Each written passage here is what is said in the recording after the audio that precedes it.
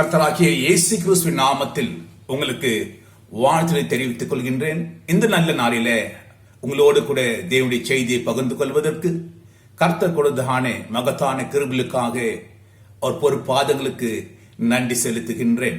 இந்த நாளிலே உங்களோடு கூட பேசுவதான தலைப்பு be a conqueror and claim your promise. கர்த்தர் கொடுத்ததான வாக்குத்தத்தத்தின் ஆசீர்வாதத்தை கைப்பற்றுகிற வீரனாக மாறுவோமாக என்றுதான தலைப்பு. இன்றைக்கு நாம் பார்க்கிற பொழுது நம்முடைய ஆவிக்குரிய வாழ்க்கையிலே ரட்சிப்பு பெறுவது ஒரு விசேஷித்த ஒரு காரியமாக இருக்கிறது. பாவத்திலிருந்து விடுதலை, பிசாசின் கரத்திலிருந்து ஒரு விடுதலை என்று நாம் இந்த மகாபெரிய ரட்சிப்பை பெற்ற பிறகு இயேசு கிறிஸ்துவினுடைய இரத்தத்தினாலே நம்முடைய பாவங்கள் அரண கழுவப்பட்ட பிறகு நாம் ஆவிக்குரிய வாழ்க்கையை நாம் தொடங்குகின்றோம். நல்லது தான். ஆனாலும் ரட்சிப்பு மாத்திரம் ஆவிக்குரிய வாழ்க்கையின் ஒரு முற்றுப்புள்ளியாக இருக்க முடியாது. ஏனென்றால் கர்த்தர் அவர் வாக்குத்தத்தத்தை நமக்கு பண்ணியிருக்கின்றார். ஆம், ஆசீர்வாதங்கள் தேவனுடைய பிள்ளைகளுக்கு கர்த்தர் வைத்திருக்கின்றார். கர்த்தர் கொடுத்ததானே அந்த ஒவ்வொரு ஆசீர்வாதத்தை நாம் பெற்றுக்கொள்கிறவர்களாக காணப்பட வேண்டும். வேதத்திலே நாம் கவனிக்கிறதான வேளையிலே காலேப் என்றதான ஒரு மனுஷனை நாம் கவனிக்கின்றோம். அந்த மனுஷன் மோசேயோட கூட இருந்தானே ஒரு தெய்வ மனுஷனாய் இருந்தார். தேவன் செய்ததான 10 அற்புதங்களை கண்ணார கண்ட ஒரு மனிதன். அங்கே கர்த்தராகிய தேவன் சிவந்த சமுத்திரத்தை இரண்டாய் பிளந்து பார்வோனுடைய சேனையை அதிலே முழுகடித்த பொழுது அங்கே மோசையோடு கூட இருந்து ஆண்டோடைய அற்புதத்தை கண்ட ஒரு மனுஷன் காலேப். அவர் தன்னுடைய வாழ்க்கையிலே தன்னுடைய 85ஆம் வருடத்திலே அவர் சொல்லுகிறதான ஒரு வார்த்தையை நான் கவனிக்கும்படியாய் வாஞ்சிக்கின்றேன். வேதத்திலே நாம் எடுத்து வாசிப்போமே என்றால் அது யோசுவான் புத்தகத்துல 14ஆம் அதிகாரத்துல 9 சொல்லப்பட்டிருக்கின்றது. அந்நாளிலே மோசே, நீ என் தேவனாகிய கர்த்தரை உத்தமமாய் பின்பற்றினபடியால் உன் கால் விதித்த தேசம் உனக்கும் உன் பிள்ளைகளுக்கும் என்றென்றைக்கும் சுதந்திரமாய் இருக்க கடவுது என்று சொல்லி ஆணையிட்டார். இப்பொழுதும் இதோ கர்த்தர் சொன்னபடியே என்னை உயிரோடு காத்தார். இஸ்ரவேலர் வனாந்தரத்தில் சஞ்சரிக்கையில் கர்த்தர் அந்த வார்த்தையை மோசையோடு சொல்லி இப்பொழுது 45 வருஷமாயிற்று. இதோ இன்று நான் 85 வயது உள்ளவன். மோசே என்னை அனுப்புகிற நாளிலே எனக்கு இருந்த அந்த பலன் இந்நாள் வரைக்கும் எனக்கு இருக்கின்றது. யுத்தத்துக்கு போக்கும் வரத்துமா இருக்கிறதற்கு அப்போது எனக்கு இருந்த பலன் இப்போதும் எனக்கு இருக்கின்றது. ஆகையால் கர்த்தர் அந்நாளிலே சொன்ன அந்த மலை நாட்டை எனக்கு தாரும். அங்கே ஏனோக்கியரும் அரணைப்பான பெரிய பட்டணங்களும் உண்டென்று நீர் அந்நாளிலே கேள்விப்பட்டீரே. கர்த்தர் என்னோடு இருப்பாரானால் கர்த்தர் சொன்னபடி அவளை துரத்தி விடுவேன் என்றான். இங்கே 85 வயதிலே ஒரு மனுஷன் யுத்தத்திற்கு போகும்படியாகவும் கர்த்தர் இவருக்கு கொடுத்தானே அந்த வாக்குத்தத்தத்தின் ஆசீர்வாதத்தை பெற்றுக் கொள்ளும்படியாக தன்னுடைய 85வது வயதிலே அவர் அங்கு பேசுவதை நாம் கவனிக்கின்றோம். ஆம், இஸ்ரவேல் ஜனங்கள் அங்கே எகிப்திலே இருந்து மீட்டெடுக்கப்பட்டு அவளுக்கு வந்த பொழுது கர்த்தர் சொல்லுதான காரியம் என்ன? அவளுக்கு கானான் தேசத்தை, பாலும் தேனும் ஓடுதானே ஒரு கானான் தேசத்தை அவருக்கு வாக்கு பண்ணியிருந்தார். ஆனாலும் இந்த இஸ்ரவேல் ஜனங்கள் அந்த சிவந்த சமுத்திரம் விட்டு கடந்து வந்த பொழுது அவர் நேராக கானான் தேசத்துக்கு போகவில்லை. ஏறக்குறைய 40 வருஷங்கள் அவள் வனாந்தரத்திலேயே தன்னுடைய வாழ்க்கையை முடித்தார்கள். ஆம், அதை பார்க்கின்றோம். அநேகர் இந்த வனாந்தரத்திலேயே மடிந்து போனார்கள். அவள் அத்தனை பேரும் ஆண்டவர் சொல்லுதானே வாக்குத்தத்தம் பண்ணிடுதானே அந்த கானான் தேசத்துக்குள்ளே பிரவேசிக்கவில்லை. அவர்கள் தோல்வியுற்றவர்களாக அவர்கள் வாழ்க்கை அந்த வனாந்தரத்திலேயே முடிந்து போனது. அவர்கள் எகிப்திலிருந்து மீட்டெடுக்கப்பட்டு வந்தார்கள். ஆனாலும் கூட கானான் தேசத்திலே போக முடியவில்லை. சகோதரனை, இன்றைக்கு நாம் ரட்சிப்பு பெற்றோம் என்று சொல்லி நாம் இருக்கின்றோம். ஆனால் இன்னும் அநேகர் இந்த வனாந்தரத்திலேயே நாம் நடமாடிக்கொண்டு இருக்கின்றோம். கர்த்தர் நமக்கு வாக்குத்தத்தம் பண்ணிதானே ஆசீர்வாதத்தை கைப்பற்றுவர்களாக, போராடி ஜெயிக்கிறவர்களாக இன்றைக்கு நாம் நம்மிலே அநேகர் காணப்படவில்லை. இங்கே காலேப் தன்னுடைய 85 வயதிலே அப்பொழுதும் கூட அவன் நான் போய் யுத்தத்துக்கு போய் அங்க இருக்குதானே இந்த ராட்சதர்களை நான் வெற்றி கொள்வேன், என்னுடைய சுதந்திரத்தை நான் பெற்றுக் கொள்வேன் என்று சொல்லுகின்றார். ஹல்லேலூயா. ஆம் தேவச்சனமே, நாம் நமக்கு கொடுக்கப்பட்டதான வாக்குத்தத்தமாய் கொடுக்கப்பட்டதானே அந்த ஆசீர்வாதத்தை பெற்றுக் கொள்கிற ஜனங்களாய் நாம் காணப்பட வேண்டும். முதலாவதாக காலேபின் வாழ்க்கையில் நாம் பார்க்கும் பொழுது, ஏன் அவர் ஒரு வெற்றி உள்ள ஒரு மனுஷனாக வாக்குத்தத்தம் பண்ணப்பட்டதை அவர் பெற்றுக் கொண்டார் என்று கவனிப்போம் என்றால், முதலாவது அவர் தேவனோடு கூட ஒரு ஒப்பந்தம், ஒரு அர்ப்பணிப்பு உடையவராய் காணப்பட்டுக் கொண்டிருந்தார். அதைத்தான் வேதத்திலே வாசிக்கின்றோம், a commitment. இங்கே பார்க்கின்றோம் யோசுவாவின் புத்தகத்திலே 16ஆம் அதிகாரத்திலே அங்கே 14ஆம் வசனம் சொல்லுகின்றது, ஆதலால் எப்புனேயின் குமாரனாகிய காலேப் இஸ்ரவேலின் தேவனாகிய கர்த்தரை உத்தமமாய் பின்பற்றினபடியினால் இந்நாள் மட்டும் இருக்கிற எபிரோன் அவனுக்கு சொந்தமாயிற்று. முதலாவது ஒரு காரியம் காலேபுடைய வாழ்க்கையில அவன் வெற்றிக்கு காரணமாய்ந்து என்னவென்றால், உத்தமமாய் ஆண்டவரை பின்பற்றினான். வேதம் சொல்லுகின்றது, அவன் முழு இருதயத்தோடு ஆண்டவரை பின்பற்றினான். ஏறக்குறைய 6 தடவை இது அப்படியே ஹோலி ஃபாலோட் த லார்ட், முழுவதுமாக ஆண்டவரை பின்பற்றினான் என்று எழுதப்பட்டிருக்கின்றது. இன்றைக்கு எத்தனை பேர் ரட்சிப்பு பெற்றாலும் கூட ஆண்டவரை முழுவதுமாக பின்பற்றி கொண்டு வருகின்றோம்? நம்மிலே சில காரியங்களை நாம் மறைத்துக் கொள்கின்றோம், ஆண்டவருக்கு விட்டு கொடுப்பதில்லை.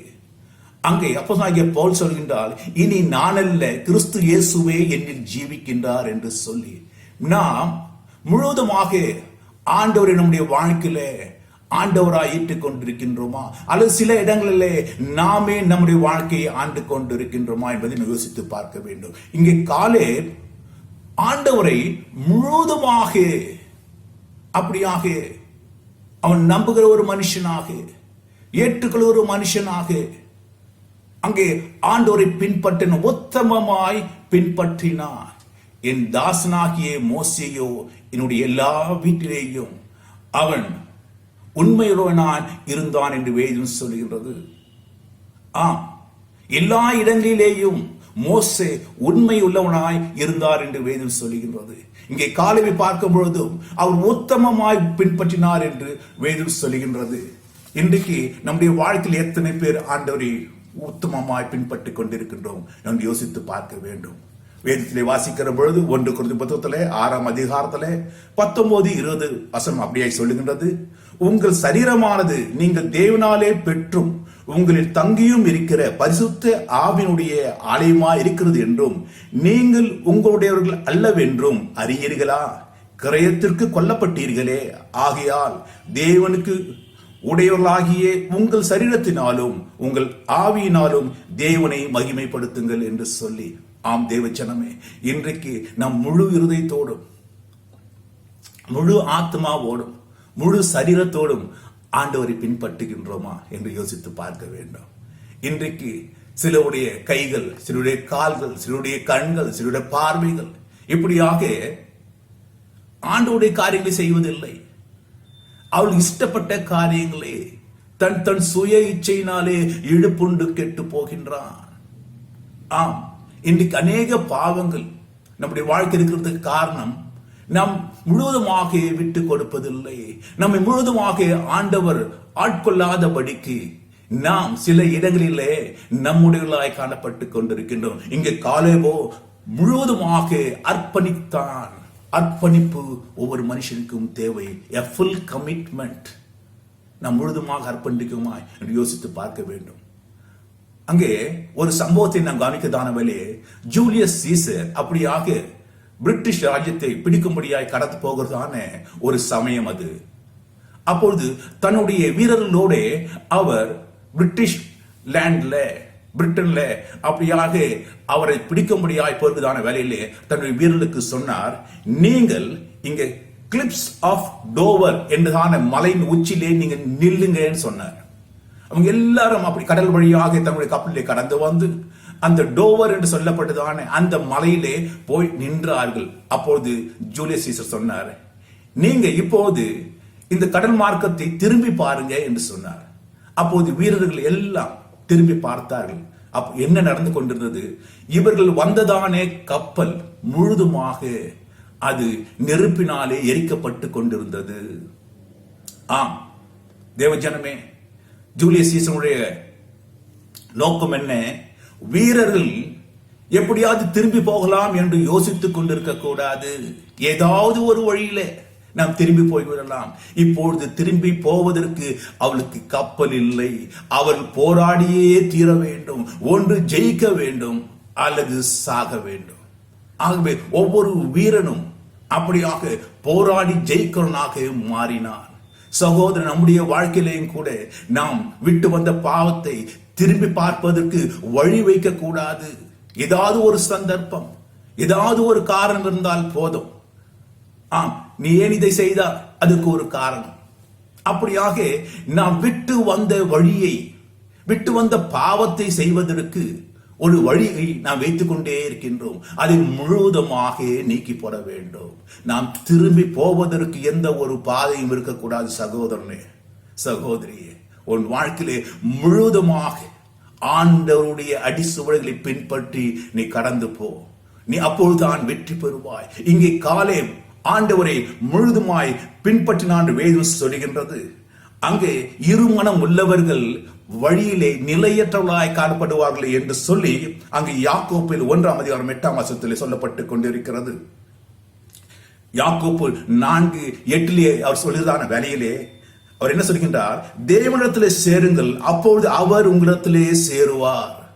நாம் தேவனிடத்திலே சேரும் பொழுது மாத்திரமே ஆண்டவரிடத்திலே சேருவார். நம் முழுதுமாய் நம்மை ஒப்புக் கொடுக்கும் பொழுது, முழுதுமாய் ஆண்டவரை கனப்படுத்தும் பொழுது கர்த்தர் நம்மை கனப்படுத்துவார். பாவிகளே, உங்கள் கைகளை சுத்திகரியுங்கள், இருமனம் உள்ளவர்களே உங்கள் இருதயங்களை பரிசுத்தமாக்குங்கள். ஆம், நாம் முழுதுமாக பரிசுத்தமாக்கப்பட்ட ஜனங்களாய் நாம் காணப்பட வேண்டும். பாவத்திலே மறுபடியும் சஞ்சரித்துக் கொண்டு ஆண்டவருக்கும் சேவை செய்து கொண்டு இருப்பது சரியல்ல. சகோதரனே, சகோதரியே, இரு எஜமானுக்கு நாம் வேலை செய்யவே முடியாது. எந்த மட்டுமாய் குந்தி குந்தி நாம் நடப்போம். ஆண்டவரை முழுதுமாக இடைவிடாது ஆண்டவர் ஆராதிக்கிற ஒரு மனுஷனாய் காணப்பட வேண்டும். தானியேலே, நீ இடைவிடாது ஆராதிக்கிற உன் தேவனாகிய கர்த்தரை காக்க வல்லவரோ என்று சொல்லி அங்கே கேள்வி கேட்பதை கவனிக்கின்றோம். ஆம், நான் இடைவிடாது ஆராதிக்கிறேன் தேவனாகிய கர்த்தர் என்னை காக்க வல்லவராயிருந்தார் என்று சொல்லி தானியேல் அந்த சிங்க கெபியிலே சொல்லுகின்றார். சகோதரனே, நாம் ஆண்டவரை இடைவிடாது ஆராதிக்கிற பிள்ளைகளாக, உத்தமமாய் பின்பற்ற பிள்ளைகளாய் காணப்பட வேண்டும். இரண்டாவதாக, இந்த காலேப் ஆண்டவர் மேலே விசுவாசம் உள்ள ஒரு மனுஷனாய் காணப்பட்டான். a full faith, a full confidence. ஆம், 85 வயதுல ஒரு மனுஷன், நான் போருக்கு போவேன், ஆண்டவர் எனக்கு பல கொடுப்பார் அந்த போர் செய்து வெற்றி பெறுவதற்கு என்று சொல்கின்றார் என்றால் எப்படிப்பட்டதான ஒரு நம்பிக்கை என்று யோசித்து பார்க்க வேண்டும். கூனி குறுகி ஒரு இடத்துல உட்கார வேண்டிய நேரத்துல ரிட்டையர் ஆகி, எனக்கு இந்த உலகத்துக்கு இனி சம்பந்தம் இல்லை, வீடு போயின்றது, காடு வா என்கிறது என்றதானே பழமொழிக்கு ஏற்றவாறு ஒரு இடத்துல முடங்கி கிடப்போம் என்று இராதபடிக்கு 85 வயதிலும் நான் போரிடுவேன், கர்த்தர் எனக்கு அதே பலத்தை கொடுத்திருக்கிறார் என்று சொல்றதான ஒரு விசுவாசத்தை நாம் கவனிக்கின்றோம். இன்றைக்கு அநேகர் நினைப்பாங்க, விசுவாசம் என்றால் நல்லதே பேசணும், நல்ல பக்கத்தையே பார்க்கணும், நலமானதையே யோசிக்கணும். அதுவல்ல விசுவாசம். விசுவாசம் என்பது ஆண்டவருடைய சொற்படி நடப்பது. ஆண்டவர் என்ன சொல்லியிருக்கின்றாரோ அதை அப்படியே செய்வது தான் விசுவாசம். இன்றைக்கு ஆண்டவர் மேலே விசுவாசம் இருக்கும் என்றால் நம்முடைய ஜெபம் எப்படி இருக்கும் யோசித்து பாருங்க. அடிச்சா கல்லு கிடைச்சா மாங்காய் என்றுதான பழமைக்கு தக்கவாறு இன்னைக்கு அநேகர் ஜெபம் பண்ணி பார்ப்போம், கிடைச்சா சரி, கிடைக்கலனாலும் பரவாயில்லை. அங்கே ஜார்ஜ் முல்லருடைய வாழ்க்கையில ஒரு சம்பவத்தை நாம் கவனிக்கின்றோம். ஒரு நாளிலே ஜார்ஜ் முல்லர் அப்படியாக அவர் கியூபெக் என்றதான இடத்துக்கு பிரசங்கத்துக்கு போக வேண்டியதான ஒரு சூழ்நிலை. அப்படியாக அவர் கப்பல் ஏறி அவர் போய்கொண்டிருக்கிறதான வேலையிலே நடுவிலே கப்பல் நின்று விட்டது.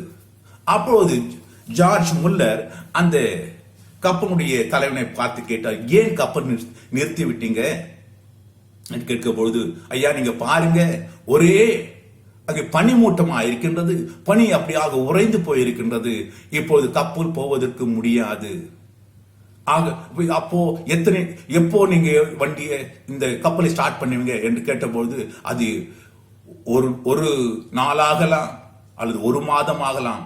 அதுக்கு ஜார்ஜ் முல்லர் சொன்னாங்களாம், நான் நாளைக்கு கியூபெக்கு நான் போக வேண்டும், ஆகவே நீங்க வண்டியை ஸ்டார்ட் பண்ணுங்க, இந்த கப்பலை ஸ்டார்ட் பண்ணுங்க என்று சொன்ன பொழுது, ஐயா என்ன சொல்கிறீர்கள் நீங்கள், இது மேகமிட்டம் எல்லாம் போன பிறகுதான், இந்த பணிகள் எல்லாம் கரைந்து போன பிறகுதான் இந்த ஷிப்பை அப்படியாக ஸ்டார்ட் பண்ண முடியும். ஜார்ஜ் முல்லர் சொன்னாராம், நான் ஜெபிக்க போகின்றேன், உங்க ஆளுக்கு சொல்லுங்க இந்த கப்பலை ஸ்டார்ட் பண்ண முடியாது. அதற்கு அந்த கேப்டன் சொன்னாராம், ஐயா உங்களுக்கு என்ன பைத்தியம் பிடிச்சிருக்குதா, வண்டியை எப்படி இப்போது இந்த கப்பலை எப்படி ஸ்டார்ட் பண்ண முடியும்? அதுக்கு ஜார்ஜ் முல்லர் சொன்னாராம், நான் ஜெபிக்கின்றேன். ஆகவே அவர் போனார், ஆண்டவரே நீ சொன்னபடி நான் இந்த இடத்துக்கு போக வேண்டும், ஆகவே இந்த மேகமூட்டங்கள் அப்படியாக கரைந்து போவதாக என்று சொல்லி அவர் ஜெபித்த பொழுது அங்கே அந்த பனிமூட்டங்கள் எல்லாம் பனி எல்லாம் கரைந்து இப்போது தெளிவாய் மாறிற்று. அந்த கேப்டன் உடனே தன்னுடைய ஷிப்பை அப்படியாக ஆரம்பித்தாரா. சகோதரனே சகோதரி யோசித்து பாருங்கள், நம்முடைய வாழ்க்கையில நம்முடைய ஜெபம் அப்படிப்படுதான ஆண்டவர் பேரிலே நம்முடைய விசுவாசம் அப்படிப்படுதாய் காணப்பட்டு கொண்டிருக்க வேண்டும். இந்த நாட்டிலே பார்க்கும்போது நம்முடைய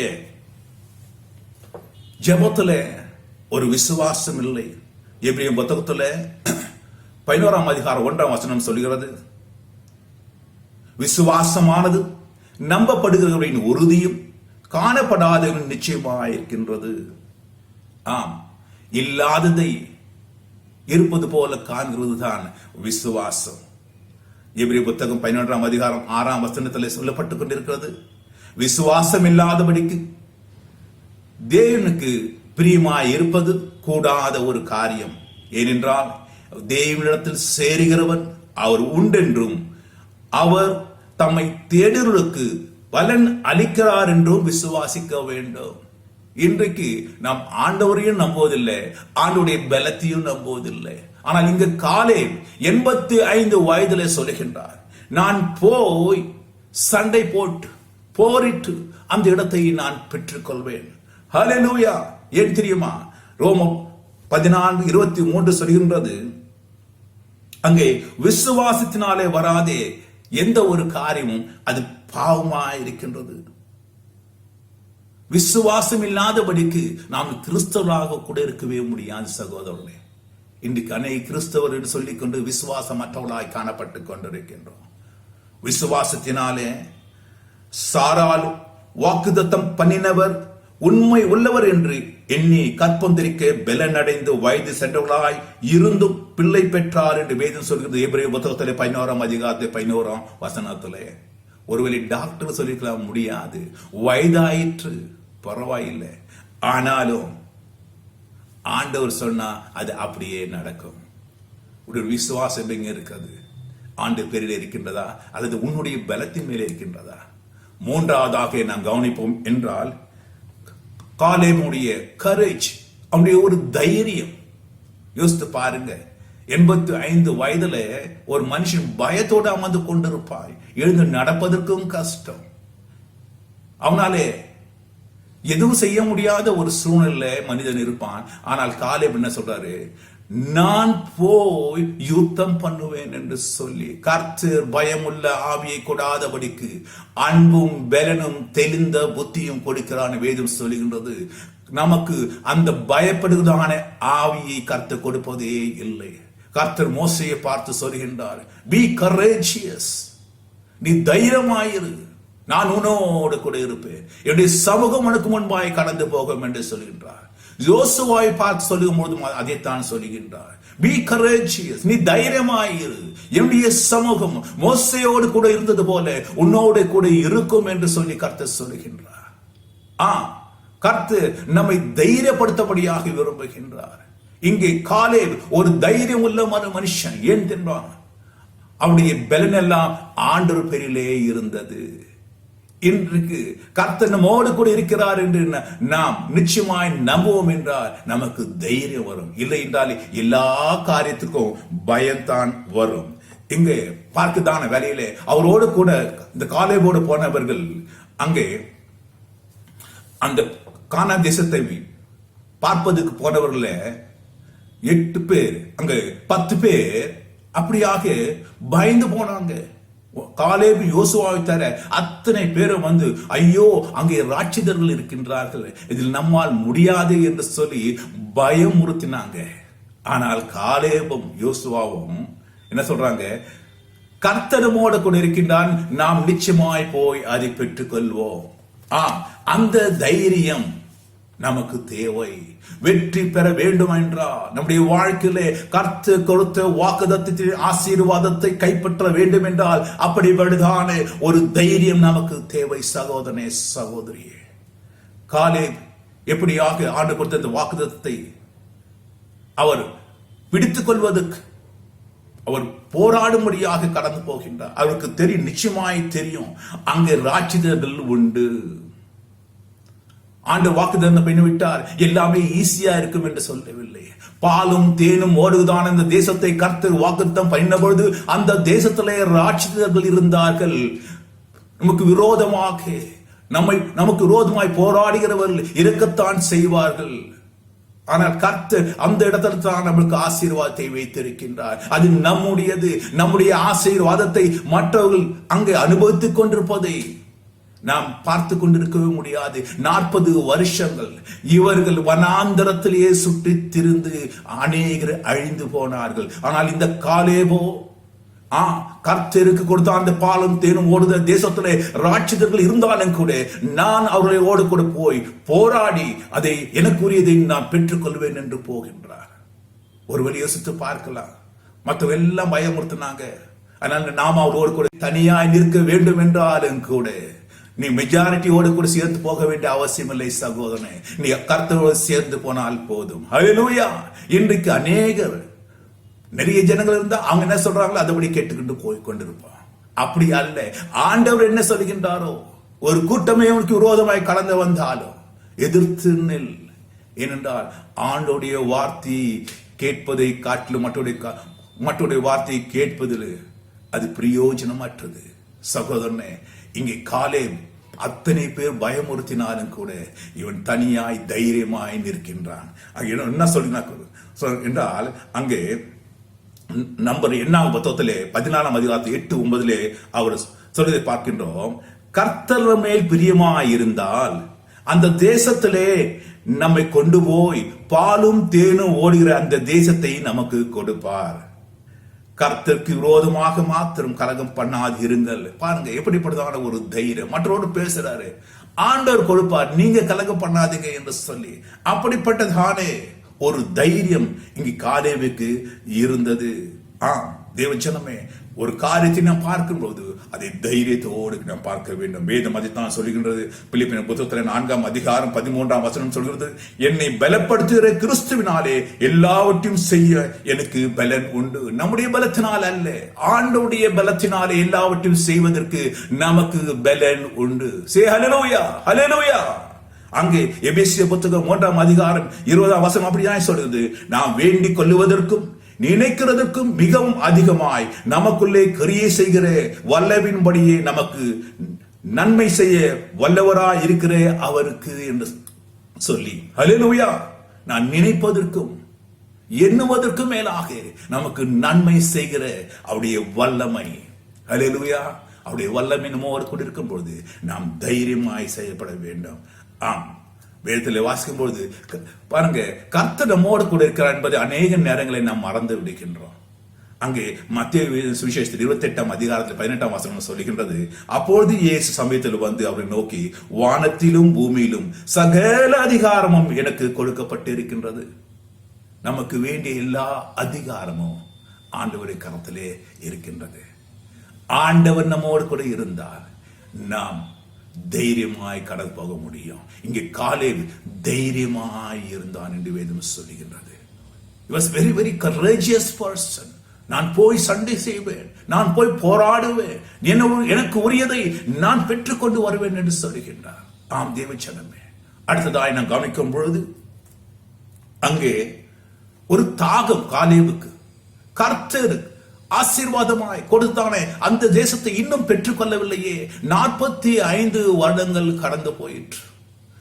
ஆண்டவர் மோசேயோடு மூலமாய் பேசின பொழுது இவனுடைய வயது 40, ஆனால் இப்போது 45 வருடமாக வனாந்தரத்திலேயே சுற்றிக் கொண்டிருக்கின்றார்கள்.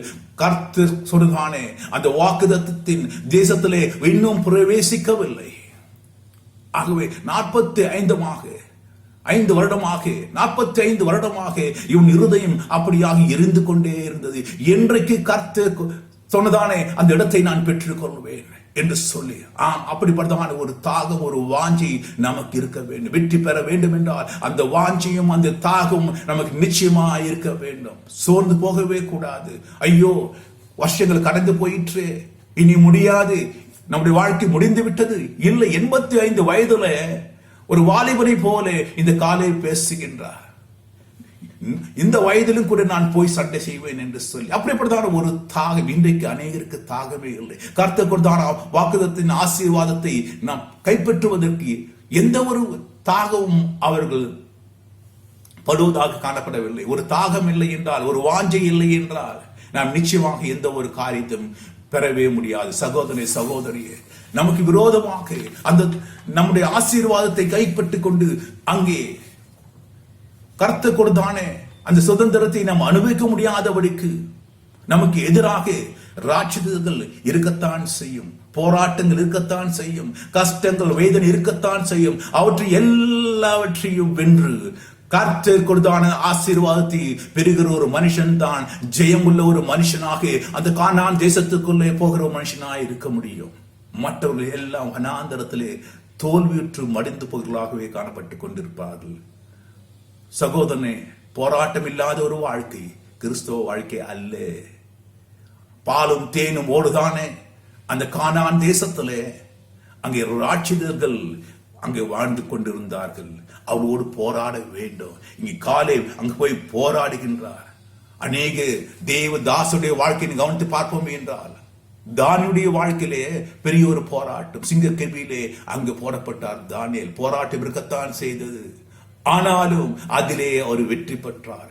சாத்ராக், மேஷாக், ஆபேத்நேகோ என்று சொல்லப்படுதானே தேவதாசுடைய வாழ்க்கையிலும் போராட்டம் இருக்கத்தான் செய்தது. அவர்கள் அதை மேற்கொண்டார்கள். சகோதரனே, சகோதரி, ஒவ்வொரு கிறிஸ்தவனும் வாழ்க்கையிலேயும் ரட்சிப்பு பெற்றதான ஒவ்வொரு கிறிஸ்துவனுடைய வாழ்க்கையிலேயும் போராட்டம் வரத்தான் செய்யும். ஆனால் அந்த போராட்டத்திலேயே நம்முடைய ஆவிக்குரிய வாழ்க்கையை வனாந்தரத்திலேயே நாம் முடித்துக் கொள்ளக்கூடாது. பாலும் தேனும் ஓடுதானே கர்த்தர் கொடுத்தானே அந்த வாக்குத்தத்தத்தின் தேசத்திலே நாம் போய் சேருகிற வரைக்கும் நம்முடைய போராட்டம் தொடர்ந்து கொண்டே இருக்க வேண்டும். ஆம், கர்த்தரை நாம் முழு விசுவாசத்தோடு நான் நம்புவோம் என்றார், இடைவிடாது ஆண்டவரை உத்தமமாய் பின்பற்றுவோம் என்றார், நிச்சயமாக ஆண்டவர் பேரிலே அந்த கர்த்தர் கொடுத்த ஆசீர்வாதத்தின் மேலே நமக்கு ஒரு தாகம் இருக்கும் என்றார், நாம் தைரியத்தோடு போராடி இந்த ராட்சதரை போராடி நாம் வெற்றி கொள்ள முடியும். ஆகவே சகோதரனே, நீ போராடு. கர்த்தருக்கு கொடுத்தான அந்த ஆசீர்வாதத்தை பெரும்படியாக நீ போராடு. கர்த்தருக்கு நிச்சயமாய் ஜெயத்தை தருவார். கர்த்தர் உன்னை ஆசீர்வதிப்பாராக. ஆமேன் என்பதே.